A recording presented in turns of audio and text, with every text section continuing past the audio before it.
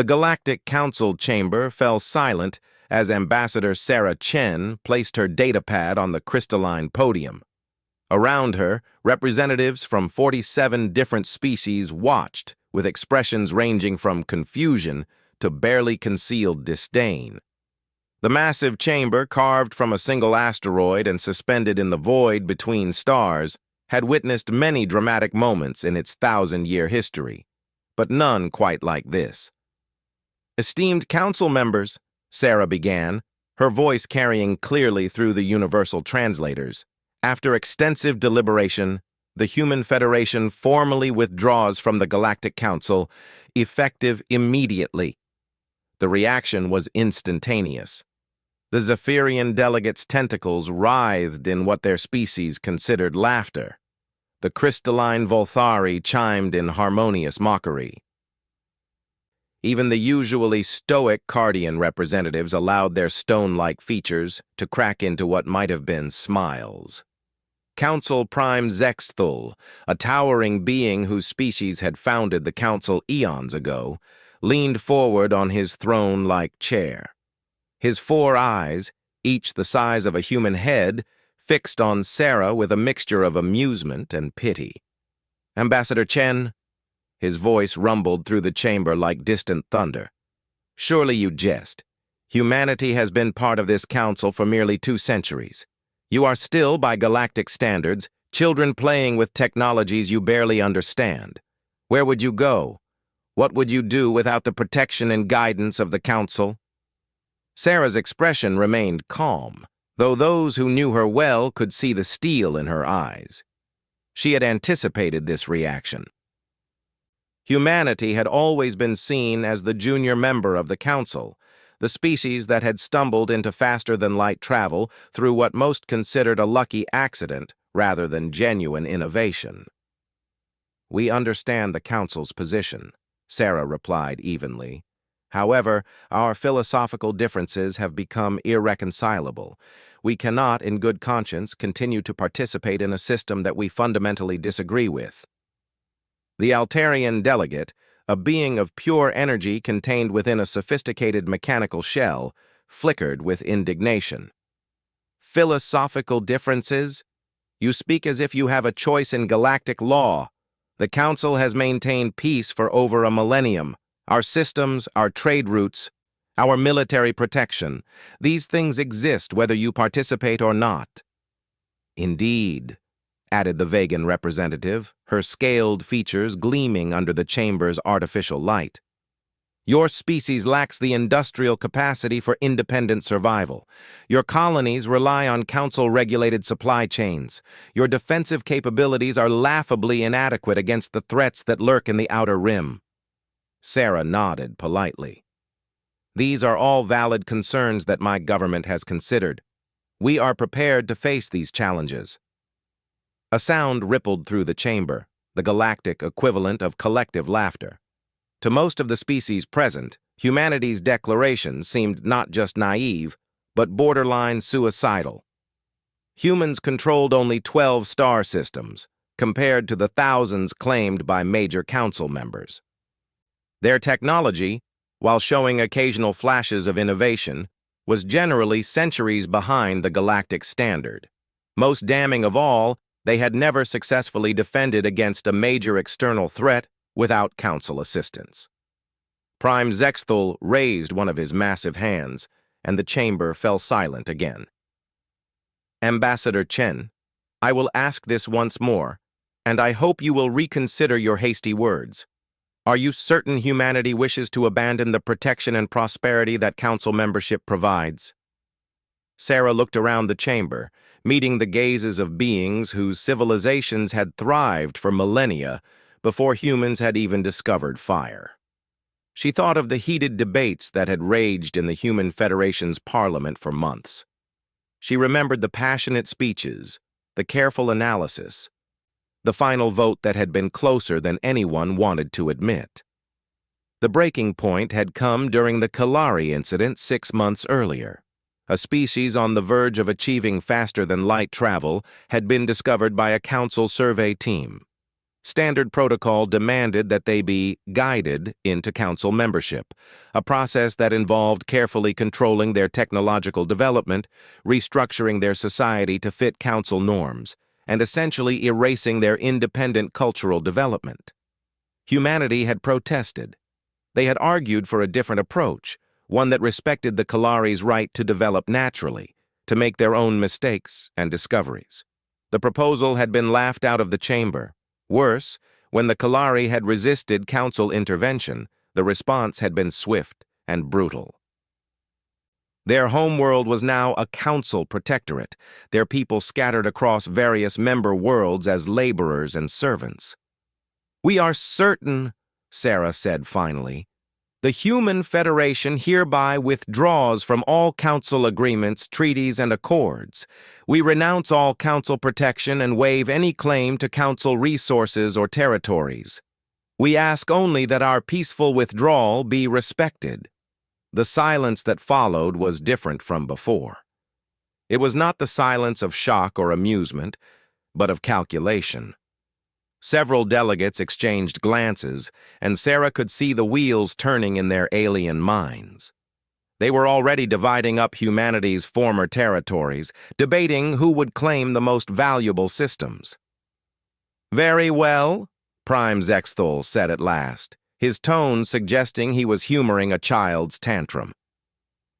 "The Council accepts humanity's withdrawal. All treaties are hereby dissolved. All trade agreements are terminated. All military assistance pacts are voided. All access to Council space lanes is revoked." He leaned back in his throne, his 4 eyes glinting with something that might have been cruel satisfaction. "You have 48 standard hours to remove all human presence from Council territory. After that time, any human ships found within our borders will be treated as unauthorized vessels and dealt with accordingly." Sarah bowed formally. "Thank you, Prime Zexthul. The Human Federation appreciates the Council's understanding." As she turned to leave, the Zephyrian delegate called out, his translator struggling with the complex harmonics of his native language. "Ambassador, when your colonies begin to starve, when your worlds fall to raiders, when your people cry out for salvation, remember that you chose this path." Sarah paused at the chamber's entrance. "We will remember," she said simply, and walked out. The journey back to human space took 3 days, during which Sarah's ship received a constant stream of communications. Some were from human colonies expressing panic about the Council's ultimatum. Others were from sympathetic alien species, mostly younger civilizations that had joined the Council more recently, expressing quiet support for humanity's stand, even if they lacked the courage to follow suit. But most of the messages came from Council member species offering to take responsibility for various human colonies and assets. The Cardians were particularly interested in the mining operations in the Tau Ceti system. The Vegans had already filed claims on 3 agricultural worlds. The industrial infrastructure of New Geneva was being hotly contested by 5 different species. When Sarah finally reached Earth, she found a world in upheaval. The news of the Council withdrawal had broken while she was in transit, and the reaction was deeply divided. Protests filled the streets of major cities. Some demanded the government's resignation for what they saw as a catastrophic mistake. Others celebrated what they viewed as humanity's first truly independent act since joining the galactic community. In the Federation Parliament, the debates were even more intense. President Maria Santos looked exhausted when she met with Sarah in the presidential mansion overlooking Lake Geneva. "Tell me honestly, Sarah," the president said, pouring herself a strong coffee. "Did we just sign our own death warrant?"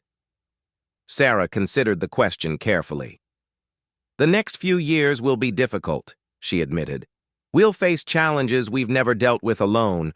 Food shortages, resource crises, possible military threats. Some colonies might not survive." "Then why—" "Because the alternative was worse," Sarah interrupted. "We would have become like every other council member, comfortable, stagnant, and complicit in their system of cultural genocide." The Kalari won't be the last species to face Council guidance, and each time we would have been expected to stand by and watch. President Santos nodded slowly. The Admiral wants to begin immediate military preparations. She's concerned about raiders from the Outer Rim, pirates who might see our independent colonies as easy targets.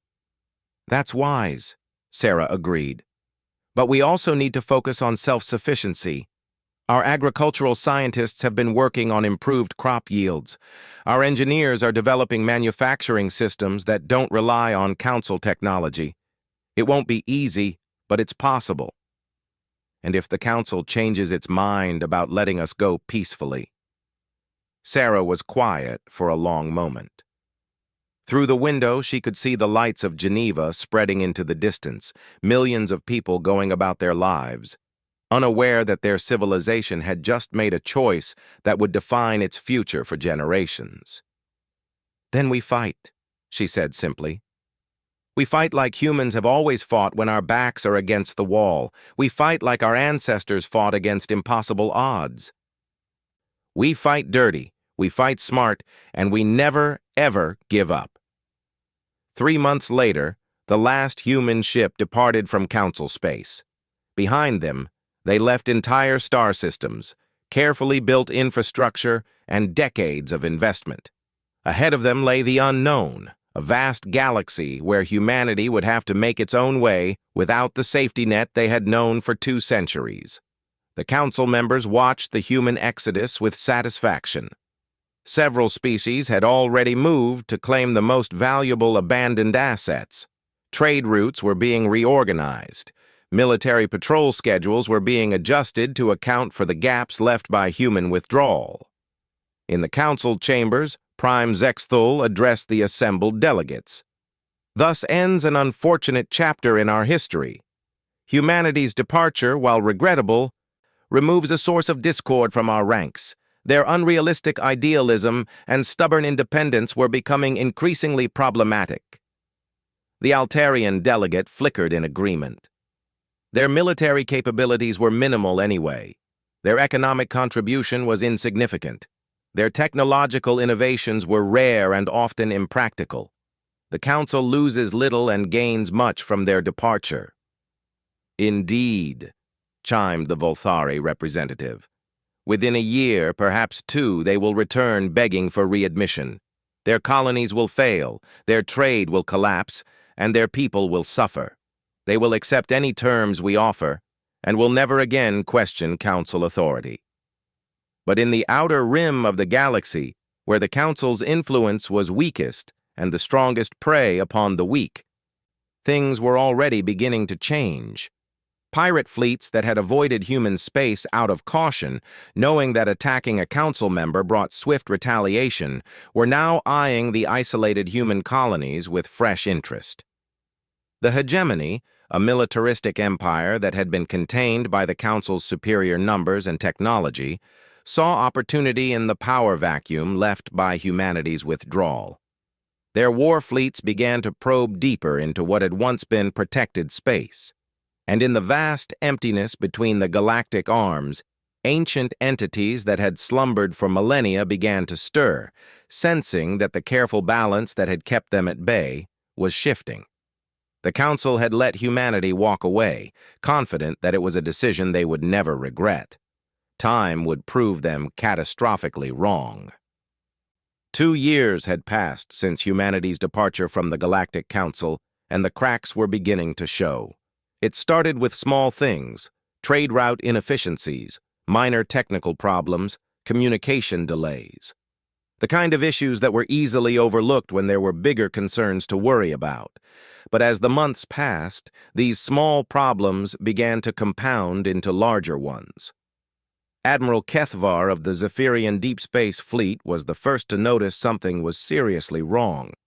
Her fleet had been patrolling the same trade routes for over a century, maintaining order in the spiral arm that had once been humanity's primary area of operation.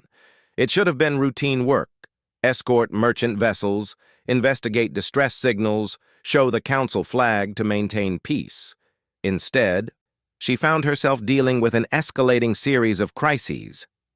Admiral, her communications officer called out, his tentacles writhing with stress. We're receiving another distress signal from the Kepler station. That's the third one this month.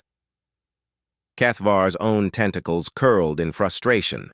Kepler Station was a major trading hub that sat at the intersection of 5 different space lanes. In the past, it had been one of the most secure locations in Council space, protected by both its strategic importance and its proximity to human patrol routes. "What's the nature of the emergency?" she asked. "Pirate attack, Admiral. The Crimson Nebula raiders again. They hit a convoy of Altarian merchants and took significant cargo." The Admiral's hearts, all 3 of them, skipped a beat. The Crimson Nebula was a loose confederation of pirate fleets that had been a minor nuisance for decades. They typically operated far from major trade routes, targeting isolated freighters and poorly defended outposts. The idea that they would dare attack a convoy so close to a major station would have been unthinkable just a few years ago. "How many ships in the raider fleet?" 15 confirmed, Admiral. Possibly more.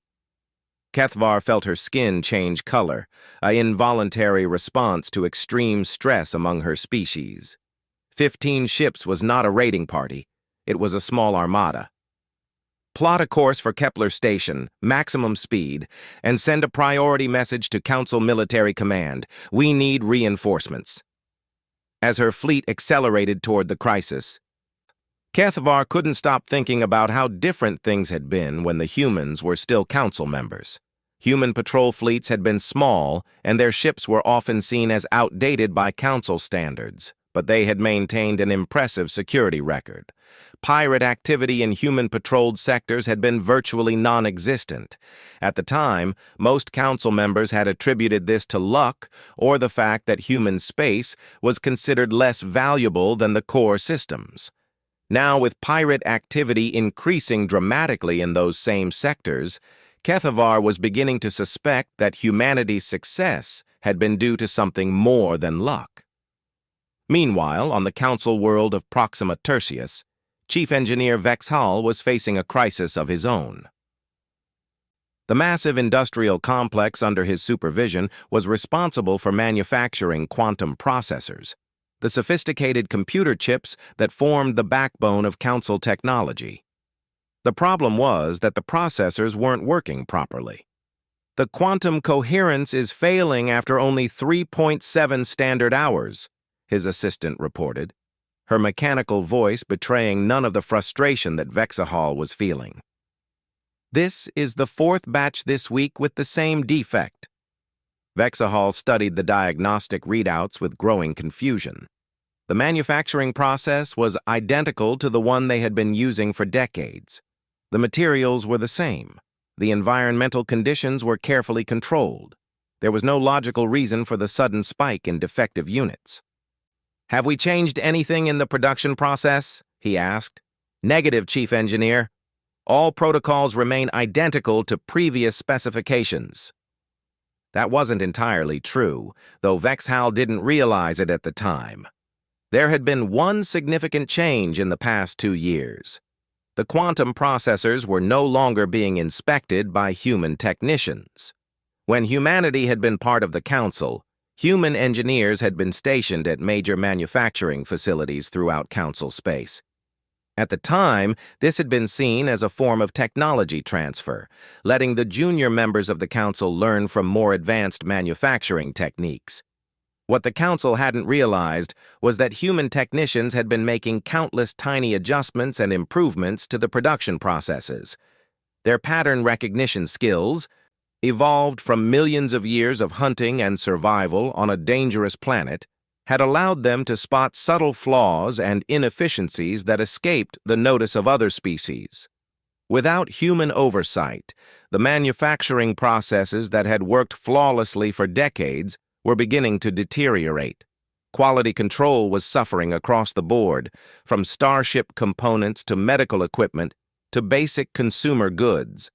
But the most serious problems were occurring in areas that the Council had barely considered, the places where human influence had been most subtle and therefore most overlooked.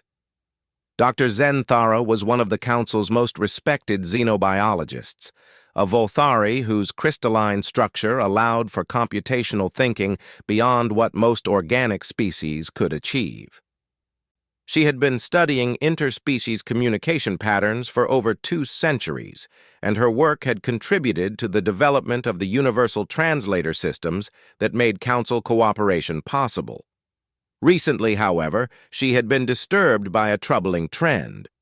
"The communication breakdowns are increasing exponentially," she reported to the Council Science Directorate. "Species that have worked together successfully for decades are suddenly experiencing major misunderstandings." The Directorate Chair, a massive Cardian whose stone-like features rarely showed emotion, leaned forward with interest. "Explain." "The most recent incident involved the Betelgeusian Agricultural Collective and their Andromedan trade partners," Dr. Zenthara continued. "A routine negotiation for grain shipments somehow escalated into accusations of theft and cultural insensitivity. Both sides are now threatening to terminate their trade relationship." "Such disputes have occurred before," the chair noted. "Yes, but not with this frequency. In the past 6 months, we've had 17 major interspecies diplomatic incidents, compared to an average of 2 per year for the previous decade. The pattern is consistent across all sectors of Council space." What Dr. Zenthara didn't know was that many of the Council's most successful diplomatic relationships had been quietly maintained by human intermediaries. Humans had a peculiar talent for understanding and adapting to alien psychology.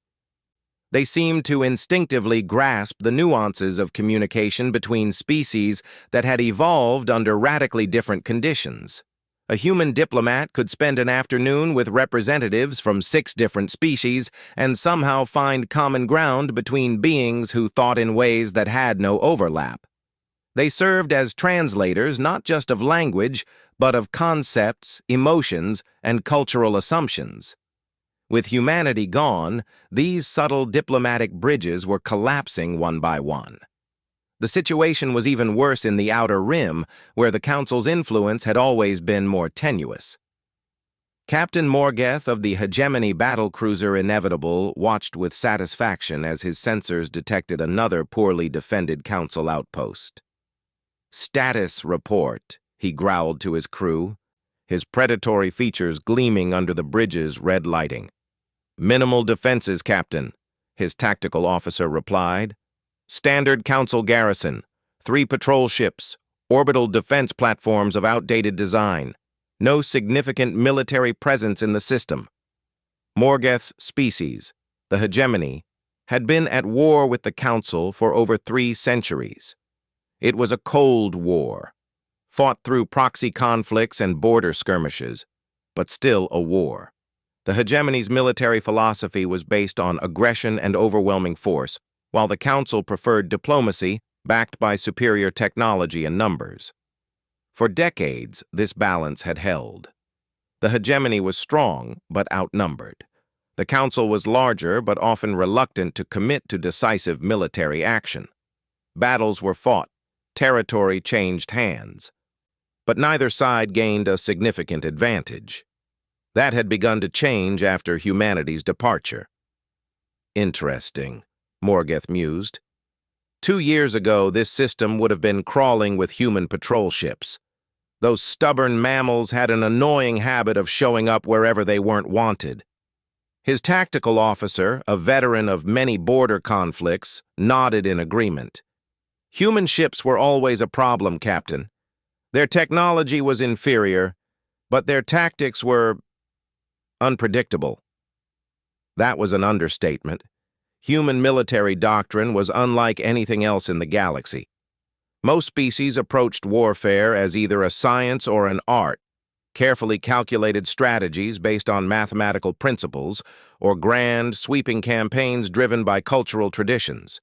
Humans treated warfare as a form of problem-solving. They were willing to try anything, no matter how unconventional, if it might work. They had an unsettling tendency to win battles they should have lost through sheer bloody-minded determination and creative thinking. More importantly, they had been the only council species that seemed to genuinely enjoy fighting. Most galactic civilizations viewed military conflict as an unfortunate necessity. Humans treated it as an exciting challenge. "Signal the fleet," Morgoth commanded. "We advance on all fronts. It's time to test the Council's resolve without their pet warriors to hide behind."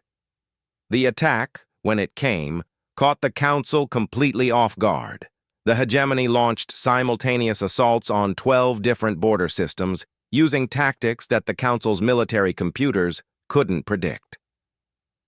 Instead of the traditional massive fleet engagements that both sides preferred, the hegemony employed small, fast-moving strike forces that hit hard and disappeared before reinforcements could arrive. It was a distinctly human approach to warfare, and the Council had no idea how to respond to it. Admiral Kethvar found herself in the middle of the chaos, trying to coordinate a defense with forces that were scattered across multiple sectors. Her communications were constantly interrupted by new crisis reports: merchant ships captured, mining stations destroyed, entire colonies going dark. "Admiral," her communications officer called out, "we're receiving an urgent message from the Vegan High Command. They're requesting immediate military assistance for their core systems." "Tell them they're third in line," Kethvar replied grimly. "The Altarians and the Cardians made the same request an hour ago." The truth was that the Council's military was spread too thin. Human patrol fleets had covered a surprising amount of territory for their size, and their absence left enormous gaps in the Council's defensive coverage. Worse, the remaining Council fleets were having trouble adapting to the new threat environment.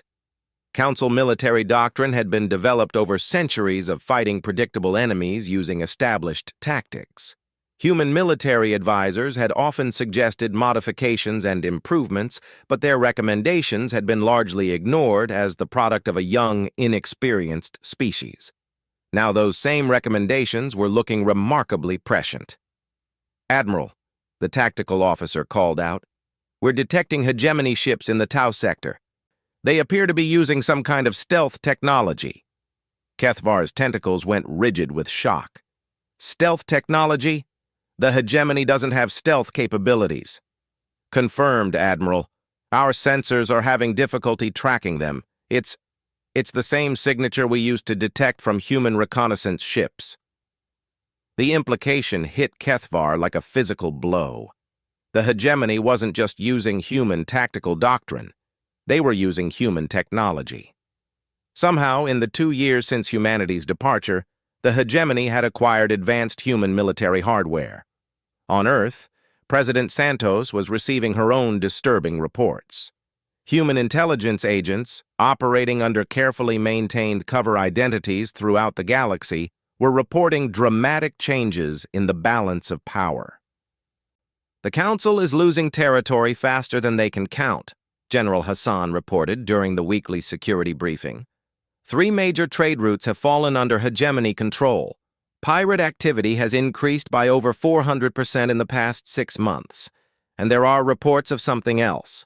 Long-range sensors are detecting ship movements in the deep dark. Santos felt a chill.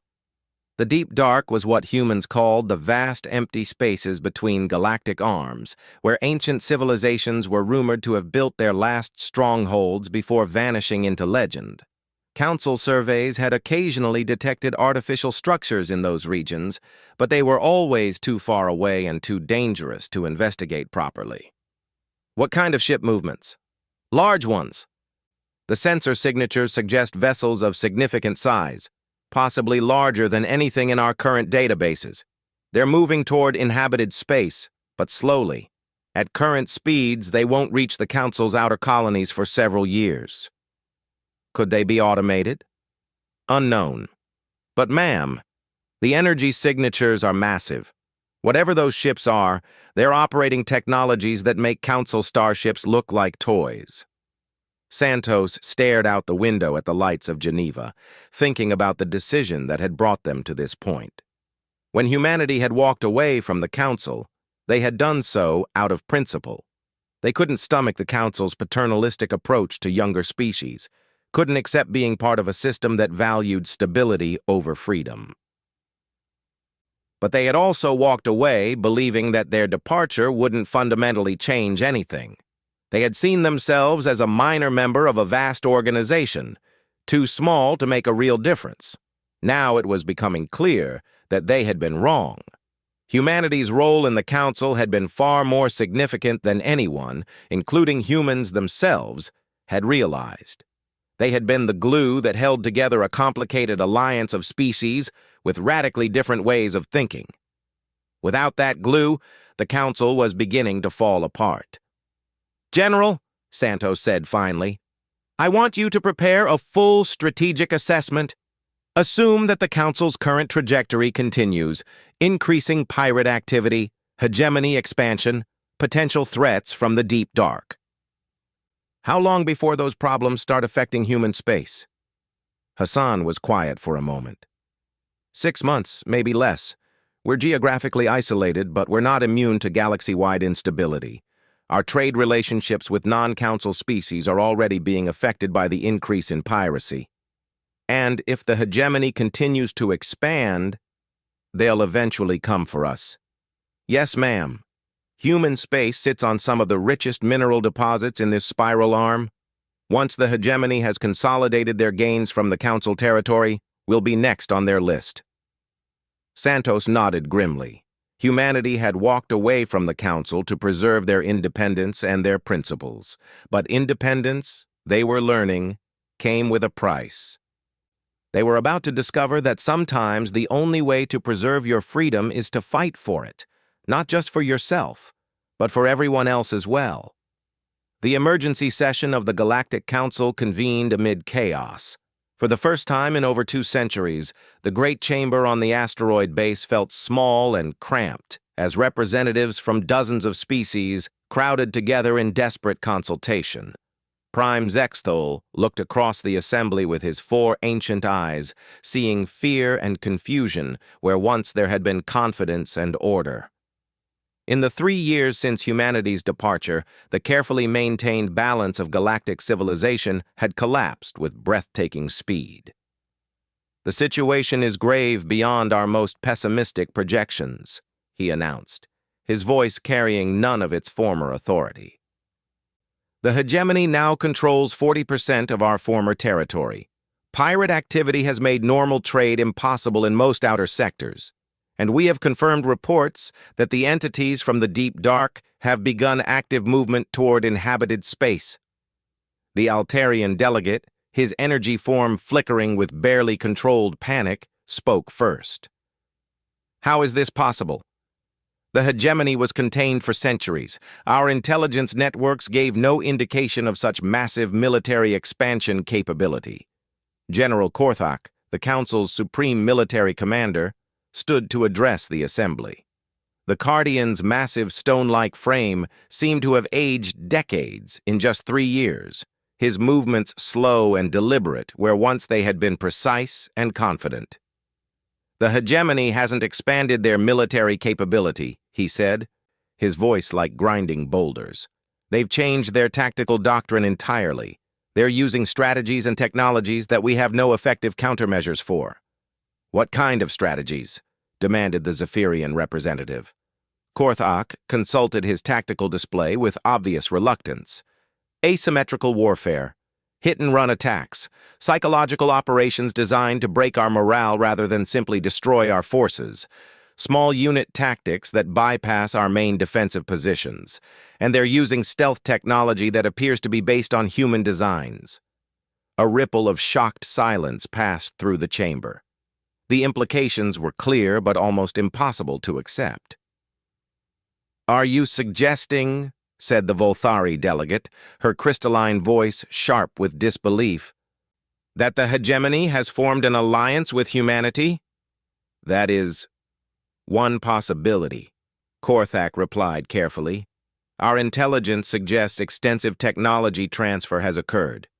Hegemony forces are now using modified human ship designs, human tactical doctrine, and what appear to be human-trained officers.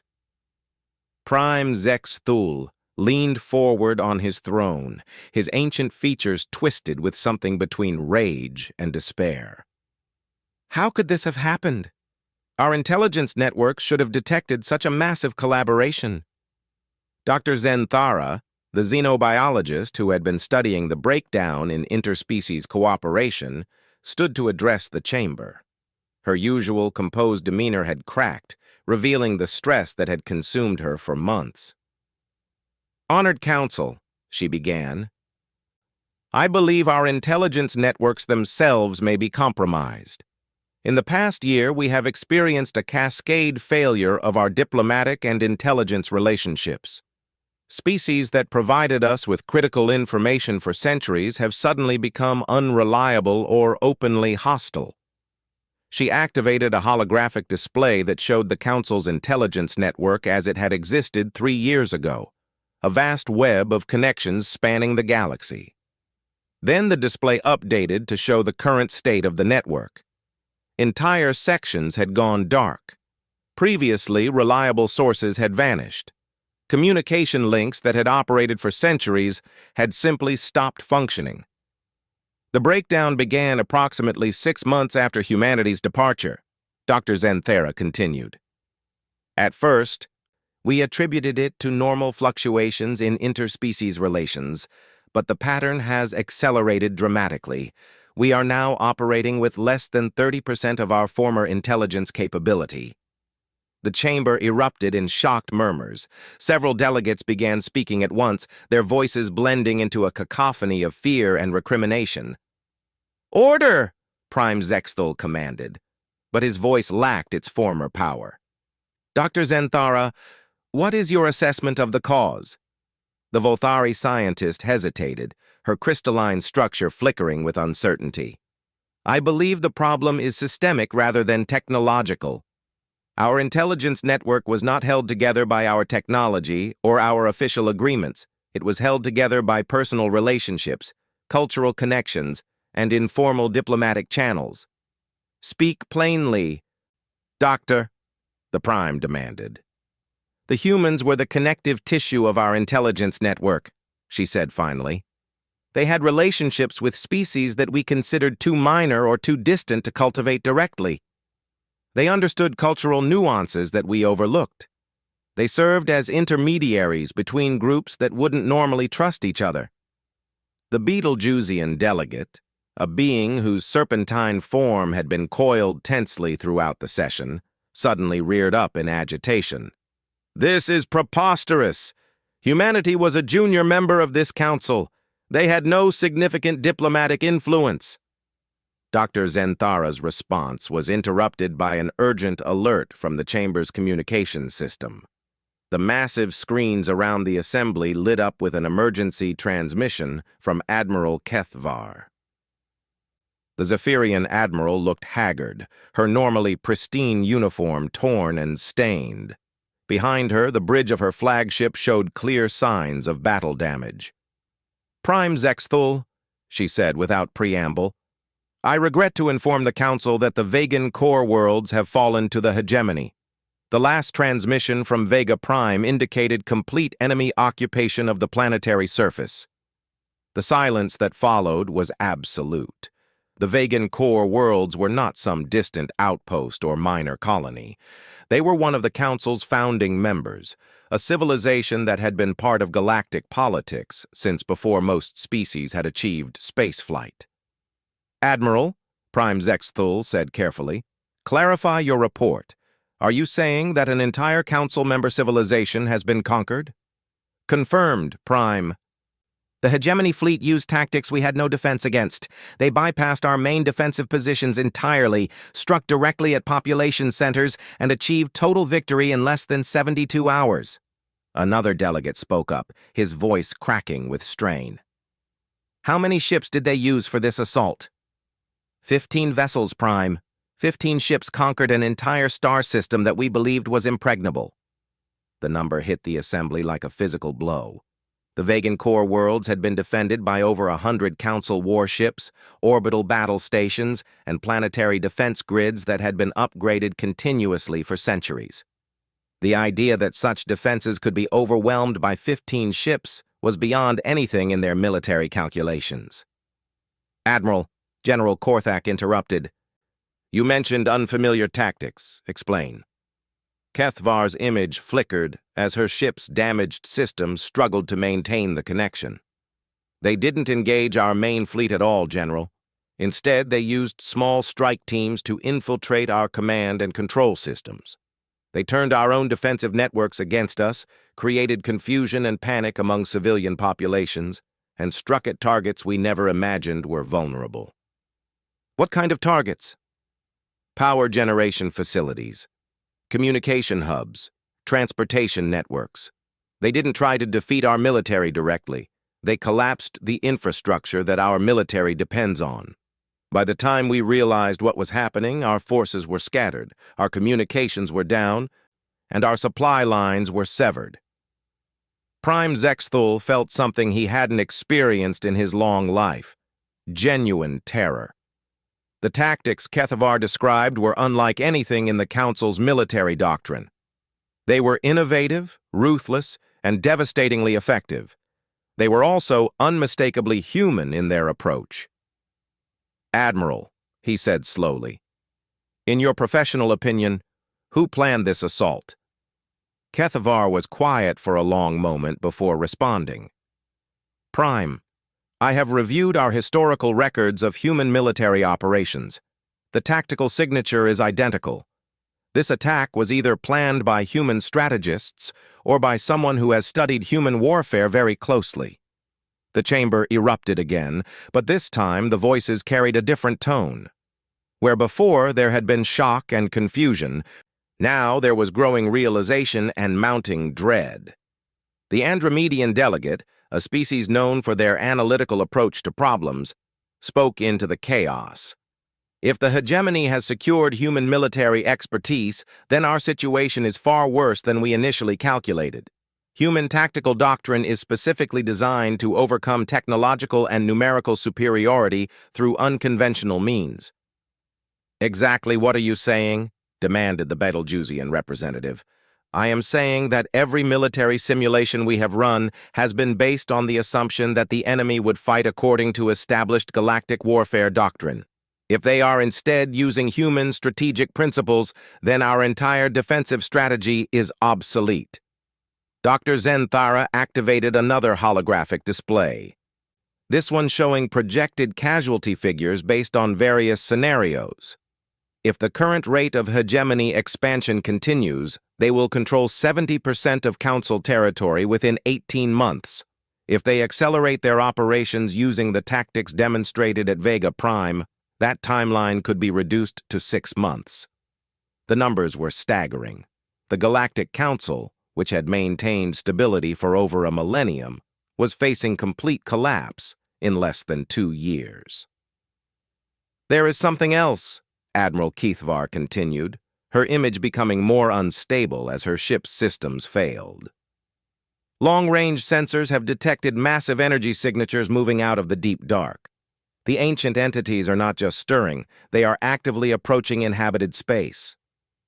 Current projections suggest they will reach the Outer Rim colonies within 14 months. Prime Zexthul felt his ancient hearts skip several beats. A war with the hegemony was one thing. Facing the return of the entities from the deep dark was something else entirely. The ancient records spoke of civilizations that had mastered technologies beyond current understanding, beings that had voluntarily withdrawn from galactic society for reasons that were still mysterious. "Estimated threat level?" he asked. "Unknown, Prime. The energy signatures suggest individual ships larger than our entire battle fleets. If their intentions are hostile—" She didn't need to finish the sentence. Every member of the Council knew the legends. The entities from the deep dark had supposedly been the galaxy's previous dominant civilization, beings of such advanced technology that they could reshape reality itself. Their withdrawal had marked the beginning of the current galactic order. Their return could mark its end. The Zephyrian delegates spoke what everyone was thinking. We need humanity's help. The words hung in the chamber like a death sentence. For 3 years, the Council had congratulated itself on humanity's departure. They had divided up human territory, dismissed human contributions, and mocked human capabilities. The idea of crawling back to ask for assistance was almost unbearable, but the alternatives were worse. The humans will never help us, the Volthari delegate said bitterly. We dismissed them, marginalized them, and celebrated their departure. Why would they risk themselves to save us? Prime Zexthul considered this carefully. In his centuries of life, he had made many decisions, but few as difficult as what he was contemplating now. The Council's pride, the foundation of galactic order, the very principles that had guided civilization for a millennium. All of it would have to be sacrificed. Because, he said finally, they are humans. And humans, for all their flaws, have never been able to ignore a cry for help, even from those who have wronged them. He stood slowly, his massive frame casting shadows across the chamber. I will personally travel to Earth and request an audience with the Human Federation government. I will explain our situation and ask for their assistance. The chamber fell silent. The idea of the Prime of the Galactic Council traveling to Earth as a supplicant was unprecedented. It represented not just a diplomatic revolution, but a fundamental acknowledgement that the Council's entire worldview had been wrong. And what if they refuse? Asked the Andromedian delegate. Prime Zexthul looked around the chamber one final time, seeing the representatives of species that had ruled the galaxy for centuries, now reduced to desperate fear. Then we will face extinction with whatever dignity we have left, he said simply. But I do not believe they will refuse. Humans have many qualities that we fail to appreciate. Vindictiveness is not among them. As the emergency session dissolved into smaller groups of frantic planning, Prime Zexthul remained on his throne, contemplating the magnitude of the Council's error. They had allowed humanity to walk away because they believed humans were expendable, junior partners whose contributions were minimal and whose departure would be beneficial. Instead, humanity had been the keystone that held the entire galactic order together. Without them, everything was collapsing. The bitter irony was not lost on him. The Council had spent decades trying to guide and control humanity, to shape them into proper galactic citizens.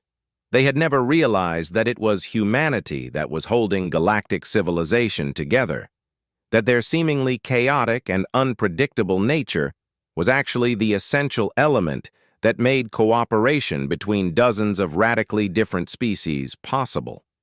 Now, as enemy fleets carved through Council space and ancient threats stirred in the darkness, the Council faced a truth they had been blind to for centuries. They needed humans far more than humans had ever needed them.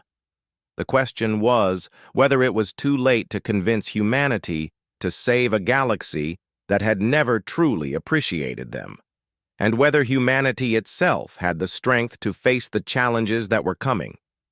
In the depths of space, hegemony fleets continued their advance. Ancient entities moved with purpose through the void, and the future of galactic civilization hung in the balance.